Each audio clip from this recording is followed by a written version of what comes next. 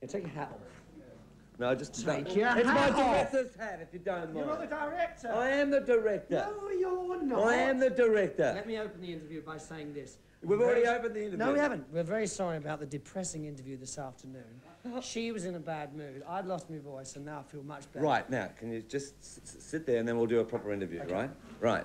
Yeah, but you must show something this afternoon's depression. We will show this afternoon's story. I thought it was a good interview. I thought it was the most serious interview we'd ever done. How annoyingly serious it was. First of all, congratulations on the album, because it is an excellent album. Yeah. And a lot different from Foolish Behaviour. Yeah, I've got a new drummer, that's the difference. That can't be just the only difference between the two albums. It's a new rhythm section. It's a brand new band. Right. It's a more confident band.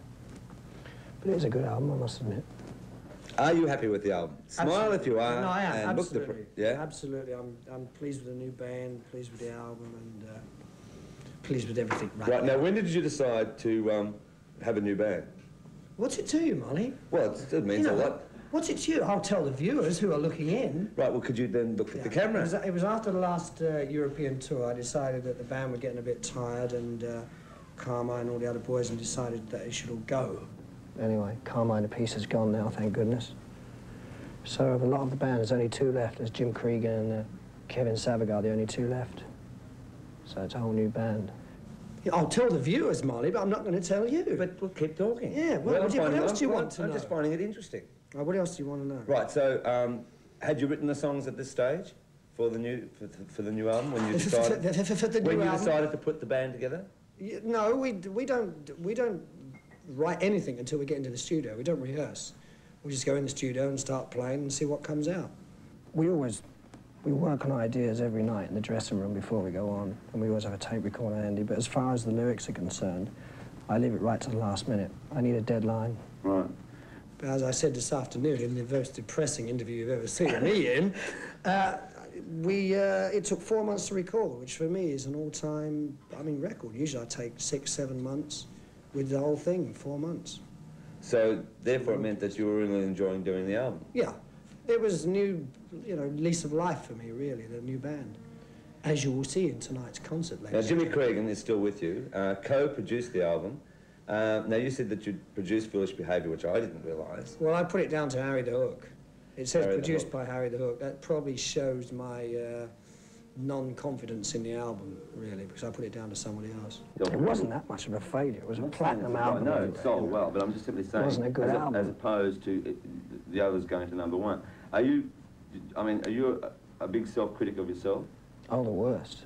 The worst, yeah, absolutely. Actually, there were two good songs on it. Well, Very good I thought it was a very soulful album. I don't think I've ever sung a ballad better than Say Ain't True. And Oh God, I Wish I Was Home Tonight, I thought it was a good song. Passion was a big hit internationally. But there must have been something lacking in the album itself, unless it was Warner Brothers who let the album slip. Right, apart from getting into the recording company politics... I think I'll probably bring in a producer for the next effort. No, I've done 2 albums on my own, I think, and I really do need an outside opinion. Going into this album, it's much tighter, and... I think you've hit the nail on the head. It is, it's really tight. Yeah, and it's much brighter. Tight as 2 coats of paint, as my dad used to say. Right, much brighter as well. Yeah, it's in high fidelity terms, you mean? No, I mean as far as songs are concerned. I mean, like, you're one of the rare people, perhaps, that is able to have a happy married life. I mean, the only other one I can really think of that's gone through that spectrum of a megastar is, say, someone like Paul McCartney, that can combine both. Was that hard for you to sort of achieve that goal? Well, it is a sort of a Jekyll and Hyde situation, really. Well, most people can't just achieve it, you know? Well, I'm doing my best.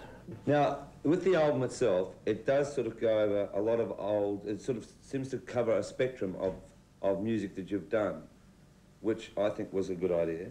Because I think that, it gives... What it is there's a cover version on there, which I haven't done for ages. There's a Dylan cover version, just like... Which I think is fantastic. Well, I mean, when you said you lack confidence, to do a Dylan cover version for this album must show a lot of confidence, surely. Yeah, but it wasn't my idea, to be honest. It wasn't my idea at all. It was a good friend of mine, and even to do How Long by Ace wasn't my idea either. One of the road crews suggested doing that. So they take full credit there. But I think I do cover versions real well. Is it hard for you to continue to live up to what would be termed as a set Rod Stewart image of the real... Oh, the Rod Stewart image? Yeah. You mean the sex bomb? Well, yeah, I mean, that was, you know, now that, I mean, you are settled with Alana and there's a lot of photos of you being very happy as a family man. I mean, is that hard to... No. No? I don't know why I've got a clue what the question was. Well, what it means is, I mean, like, people obviously, when you go out on the road again, expect the Rod Stewart that they've read about for years, you know? So well, you can't... That's what they're getting. That's what they're getting. I mean, the Rod Stewart up on the stage is very much... That is Rod Stewart what he's all about, really, and always has been. Flash Harry. Right. It's still very much... It's entertainment. I don't know why it should change because I'm married or anything. I just want to entertain and jump about and fall over. But you're obviously very happy, I mean, as far as... Oh, yeah. Yeah, I am. And you seem to sort of have the humour back and everything else like that. Well, there's nothing like success to boost the ego, that's to be honest with you. Right. And that goes for any line of profession, no matter what you do. But, yeah, you're right, you know, I want to tour now. It just seems that you've got a new vitality and a lot more interest in your own product. Well, I've got a new band, that's probably got a lot to do with it. Yeah? Yeah, I was getting tired of the old band, and they were getting tired anyway. I wore them out, physically. But really, the most important thing is the new band.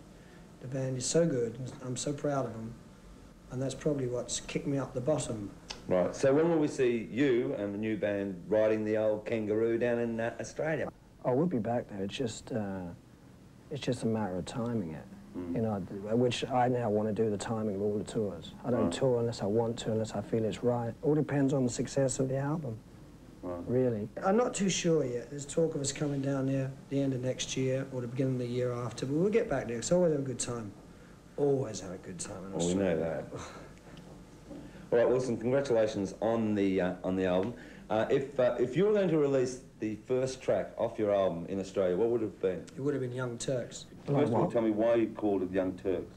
Oh, God, that takes such a... I was reading in the LA Times, and I've read it a few times, about this expression, Young Turks.